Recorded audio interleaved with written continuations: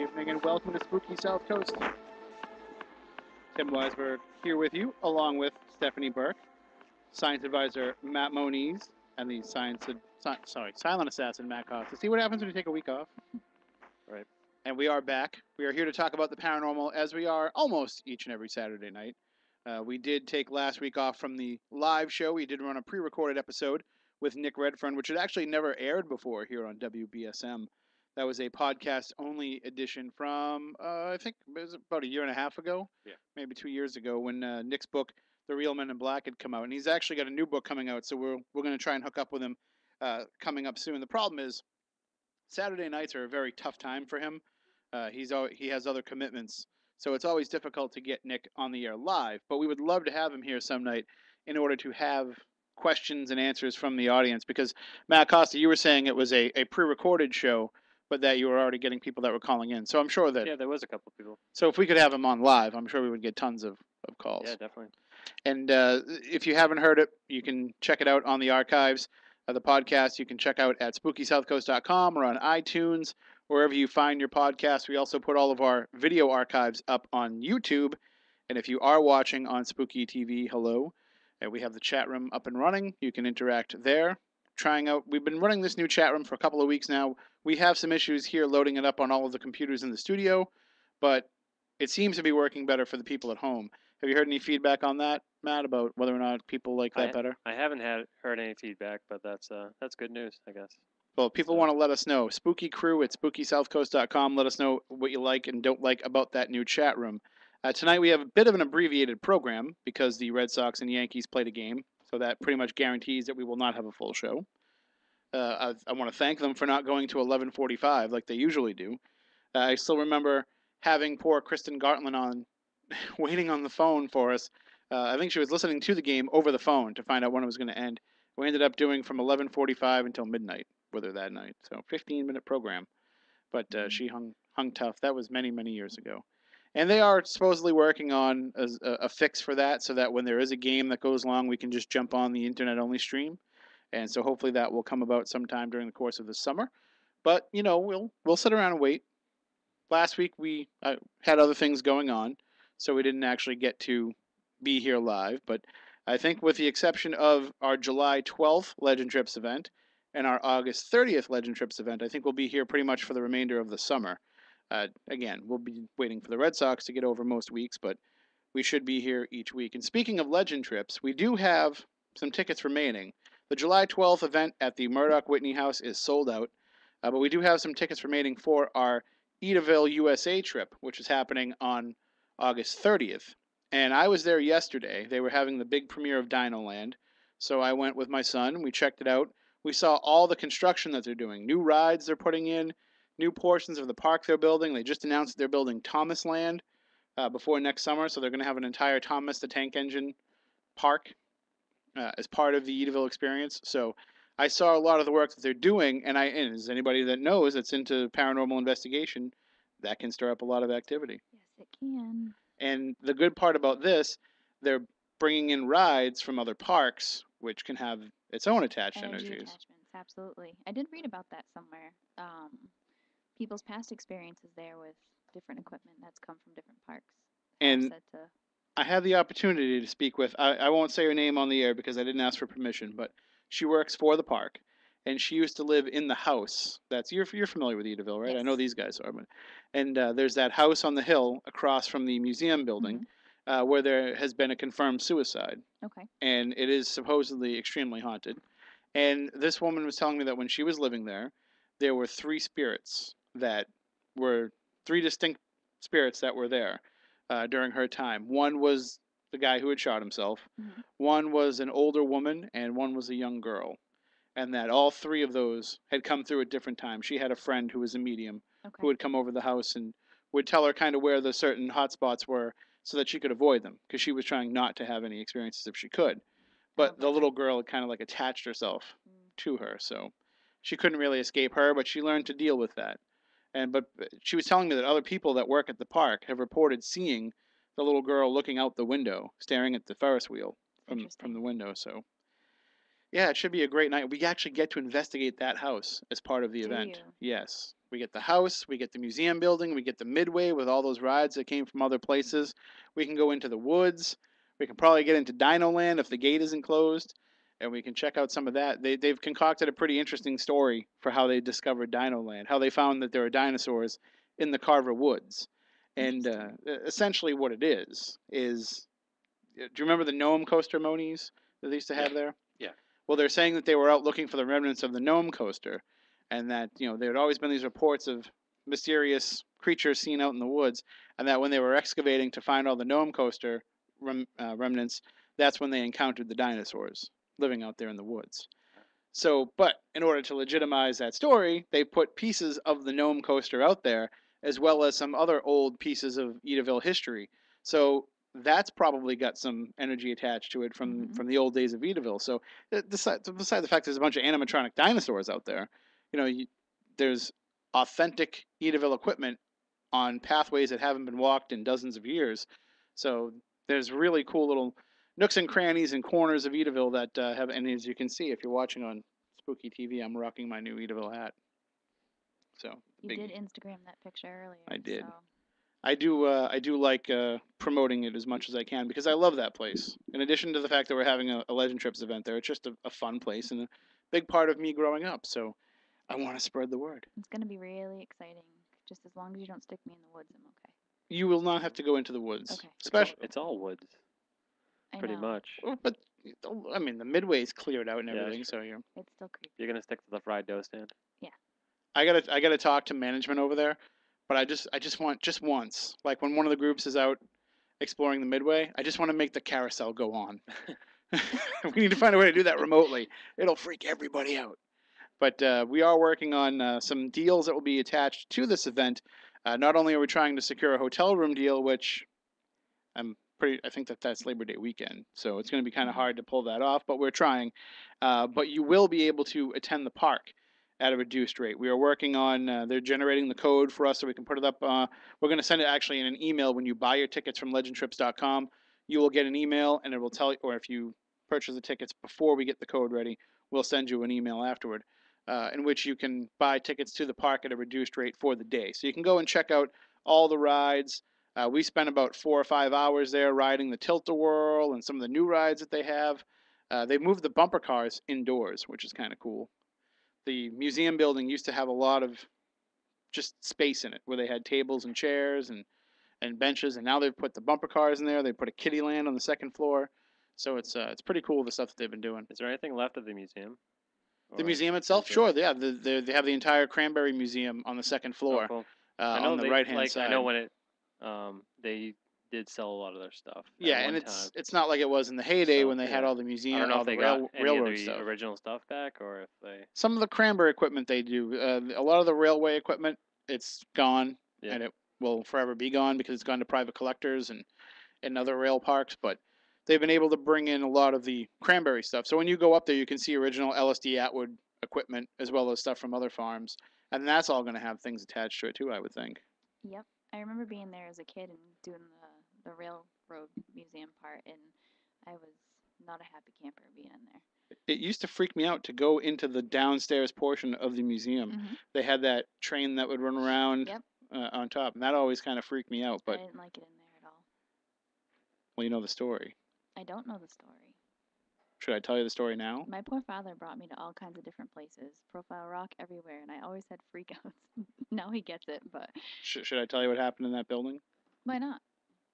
Well, because you're going to go there, and I don't want to give you too much advance info, but we'll be talking about it at the event. I was going to say I'm going to hear it anyway. It's going to get spoiled for you anyway, but the founder of Edaville, LSD Atwood, actually died in that building in a furnace explosion. Okay. And what's interesting is the woman who was telling me about the spirits that lived in that house, one of them told, the little girl, told her through the medium that she saw the accident. She saw what happened, and it was no accident. Okay. That somebody had sabotaged something. But I don't want to get too into that because the Atwood family, if they're listening, they don't like when we talk about this. They don't like when we talk about LSD Atwood's ghost or his wife Althea's ghost haunting the property, but that is who people have reported seeing. So if we're going to be honest about the reports, we have to give that information. Right. So that's it's out there, and we'll discuss it more in depth. We talked about maybe not mentioning it, and then Mhm. saying if you want to find out who haunts Edaville, you got to come to the event. But it just seems too cheesy and promotionally to do Right. that. But we kind of just want to be upfront about what type of things go on. So, but you can get your tickets to that. They are $99. And again, we're going to have a reduced rate for the park. If you want to get in there, you can ride the train, ride the rides. We will have a hotel deal of some sort. I just don't know how much of a deal we can get with it being that weekend, but we will certainly try. At the very least, we'll just make sure that they can at least set aside some rooms. So even if they have to charge the full rate, at least they won't be completely sold out when you try to get a room there. And it's pretty accessible from all kinds of places. So we've gotten deals in the past at the Middleborough Days Inn. We can do that again. It's still only 10 minutes from Edaville. It might not be right on the waterfront in Plymouth like some of these other hotels, but you know, it's still a bed. And at 2 o'clock in the morning, that's pretty much all you that want. matters. That and breakfast in the morning. It's fortunate for us that we Yeah. finally have one that's 15 minutes from our house. You know, Yep. that and the Faring Tavern, we're pretty lucky, but for a lot of folks, we know that they have to travel. And don't worry, don't feel bad, people out there, because we're driving 2.5 hours home from Winchendon on July 12th. So, That's very true. because there's no rooms to be had in that area whatsoever that weekend. So we will just be turning around and driving home. We will be quite tired. Fine. It was Yeah. like my drive home from Gardner. Actually, I should probably say poor Brendan's drive home from Gardner. I think I slept 1.5 hours out of 2. Well, what about the weird drive home we had from Hartford, from the Mark Twain house, Matt Costa, where, like, Oh yeah. I remember talking for like a good 5 minutes. Then you're like, you know, you're not making any sense, right? Yeah. Right. I remember seeing like a woman hitchhiking, and we debated whether or not we should pick her up. Oh yeah. Yeah. And then You two would do that. Yeah. I remember when we finally crossed into Massachusetts. I think I was pretty much out by that point, and I was driving. Yeah. Yeah. We made record time though. We did That's fine. pretty well. Well, you weren't there when I drove home from Lowell that night after the wrestling event, and I slept the entire way. I wasn't Oh, there. that's No, good. I heard about it. It's Yeah, it's- legendary. Yeah, Nick was there. Your cousin Nick was there, but yeah, I basically slept from once I got off the Lowell connector and I got back on the highway. I fell asleep, and nobody bothered to wake me up because they said I was driving better asleep than I do when I'm awake. And all I remember is I remember getting off the Lowell connector and getting on the highway, and then waking up at the Independence Mall parking lot in Kingston because there was a thunderstorm going on and I wanted to watch the lightning. So I was like, I don't even know how I got here, but this is a pretty awesome storm. And from there, I was okay. And speaking of late night driving, I just want to point this out last week. Now, for those unfamiliar, if you don't follow me online or on Instagram or any of that stuff, I took my son to Canopy Lake Park last Saturday for his 10th birthday. Right. And we rode the Untamed roller coaster, which people got stuck on yesterday when the power went out. I've heard so many horror stories now about Canopy Lake in the past week. Yesterday, the power going out, and I put it up on Facebook today. We were talking about it on the Saturday morning show, and people were sending me messages like, I got stuck on this ride there. I got stuck on this ride there. I'm like, I'm glad that I know all this now after I already went to the park. Because At least you otherwise, had I a don't think good I would ever go. experience. At least you had a good experience. I did, but I'm a little scared to go back after some of the stories that I heard. But on the way home, we decided to stop at a Sonic because they have two Sonics on the way home, and I'd never been. And I was so excited to finally try one of these damn Sonic shakes that they've been talking about for years. And when we ordered the food at Sonic, they told us the shake machine had gone down. Of course. It's only because you wanted it. Yeah. Exactly. Because Like I finally that time got I the went chance. to the mall to see Mr. T. Yeah. That was a good story. But here's what I'm thinking. Do you want to tell the story, by the way? No, it's okay. We might get sued by the Yeah. writers of The Simpsons. So here's what I'm thinking. Some Saturday night, we have to just do take the show on the road And go to and go to Sonic. Yeah, I'm game It's probably about an hour and 15-minute drive from here. for an investigation. Right, exactly. We'll Dude. we'll go on the road. We'll get some Sonic shakes. We'll talk about it. We were discussing this with the news guys earlier, so we think that we can make a big experience out of it. I don't know. I think so. I like it. What is so exciting about a Sonic? The food's not that great Right, so why is it so popular? Why do people drive to go get it? because it isn't around here. It's the same thing about Arby's. No, Arby's isn't worth the drive wherever you live. No, I can say that. I had it once and I Are you disagreeing with me, Brendan? You like the Arby's? That's true. The curly fries are phenomenal. The best curly fries ever, though, are at Roy Rogers. If you can find a Roy Rogers, especially if you can find the one that has like the Wendy's in it, usually like they kind of partner them up. Pike. Yeah, they have some up there. They have the Wendy's in it, and you get a Frosty from Wendy's, a chocolate Frosty from Wendy's, and you get curly fries from Roy Rogers, and you dip the curly fries in the chocolate Frosty. Awesome. Best I curly know. fries I ever had, I think, were at King Richard's Fair. The food at Really? King Richard's Fair is Ye pretty old good. Curly fries. Ye How old many curly how many fries. tickets did that cost you? I have no idea. 87? God, I went to King Richard's Fair every year since I was like 4.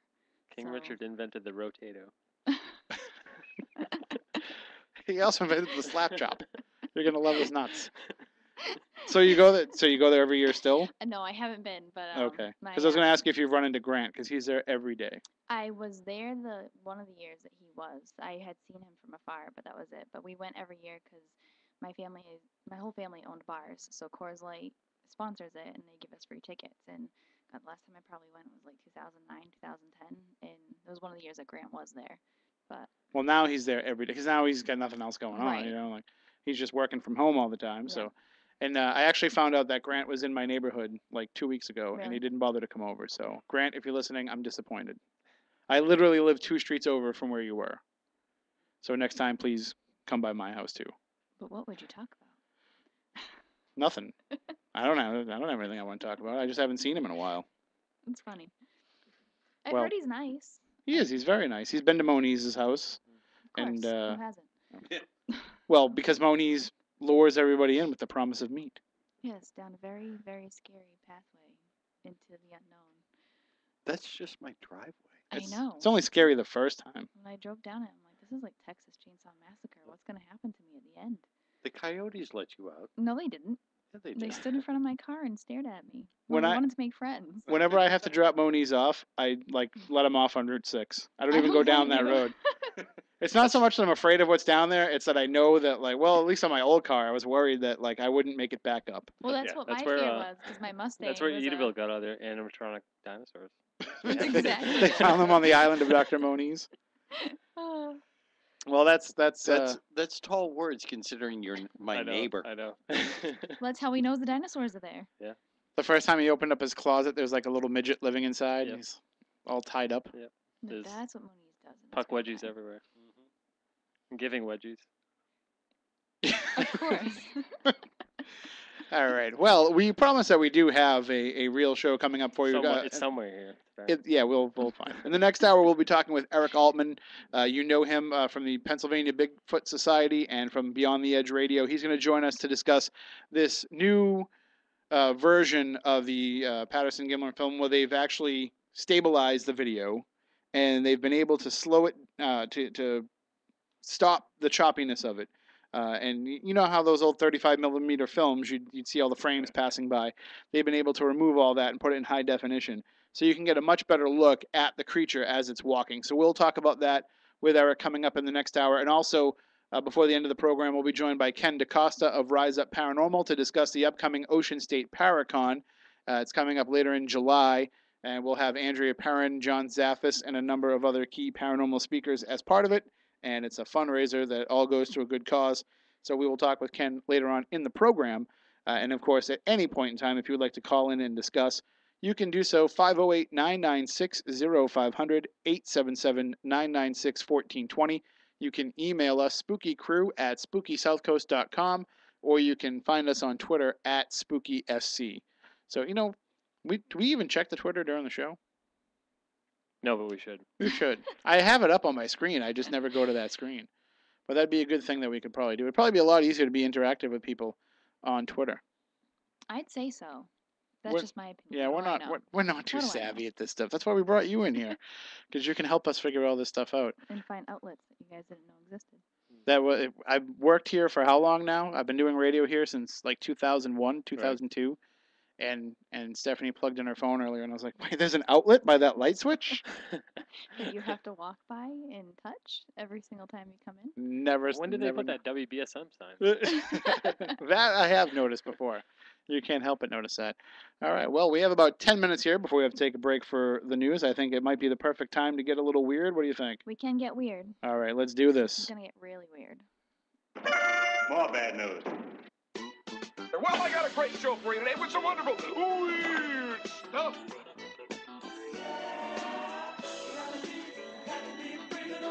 I feel so very weird.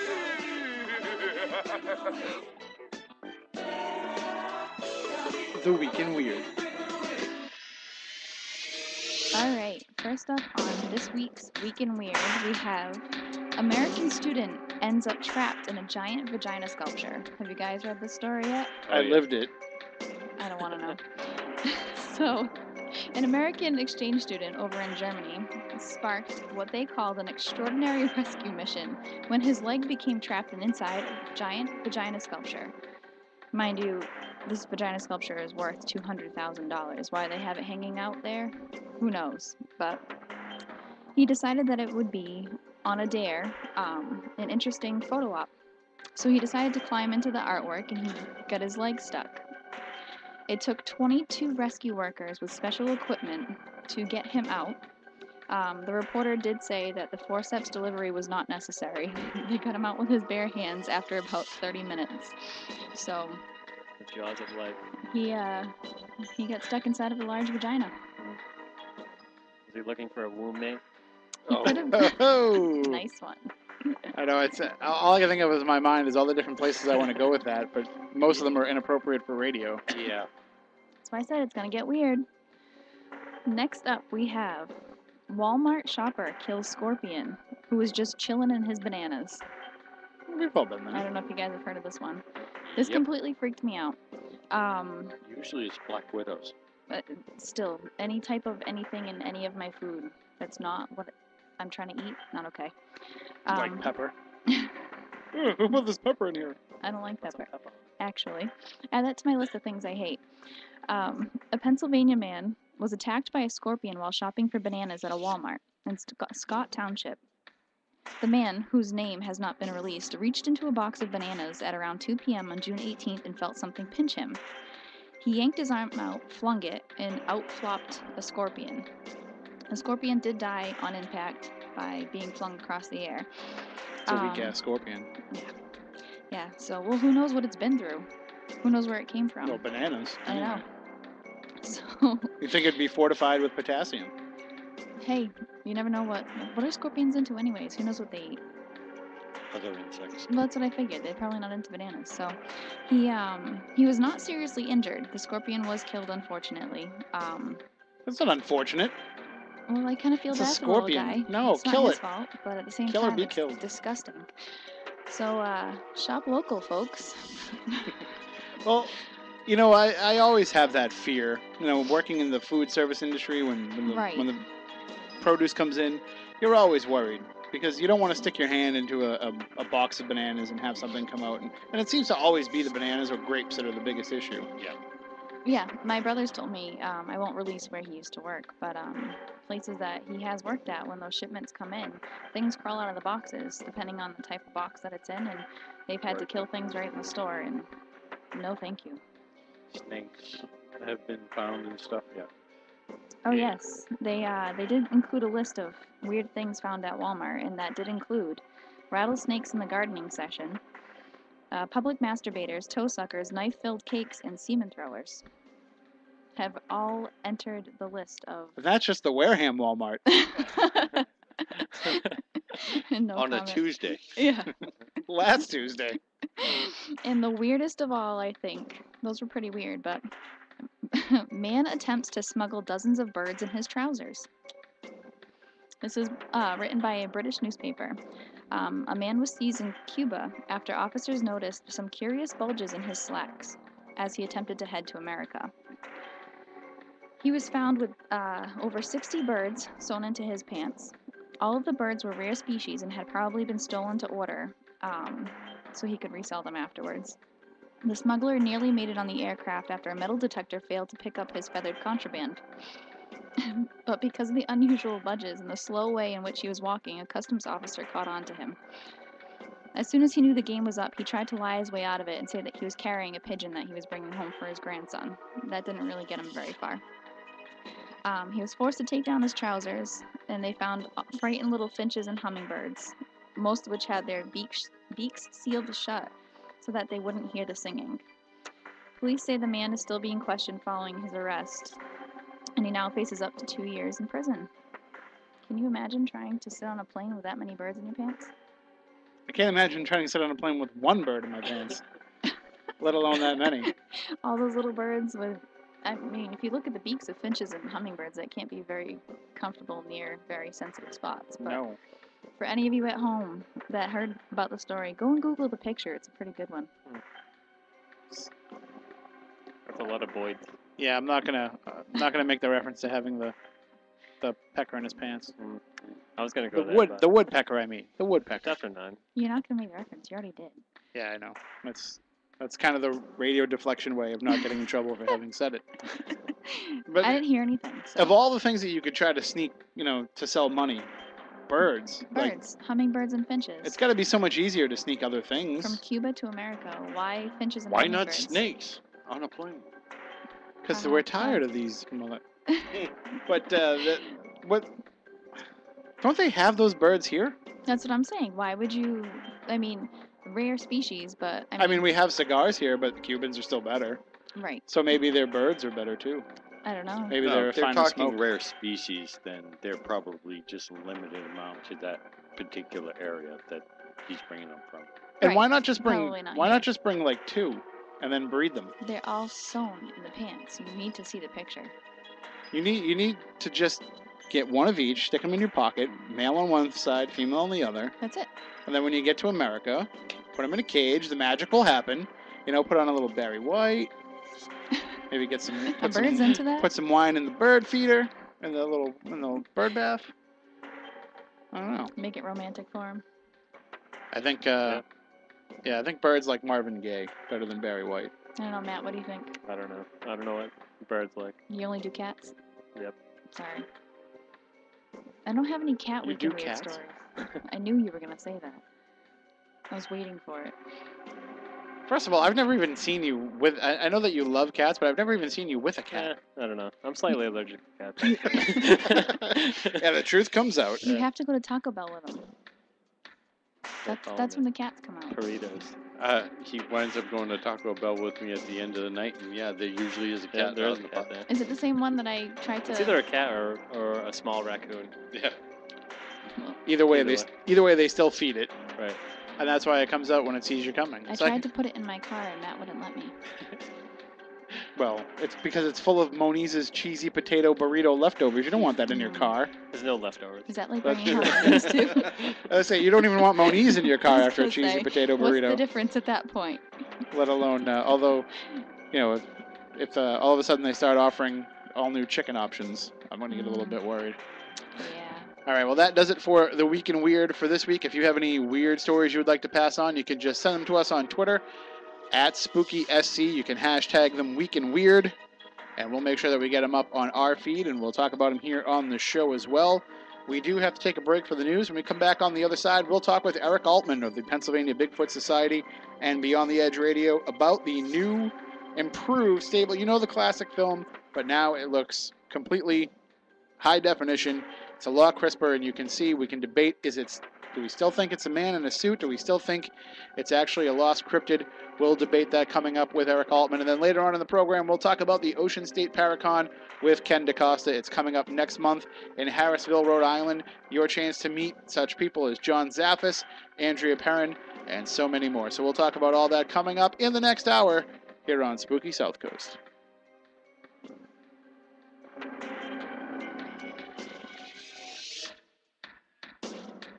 For local news, talk, and sports, the South Coast turns to AM 1420 WBSM New Bedford and WBSM.com. From ABC News, I'm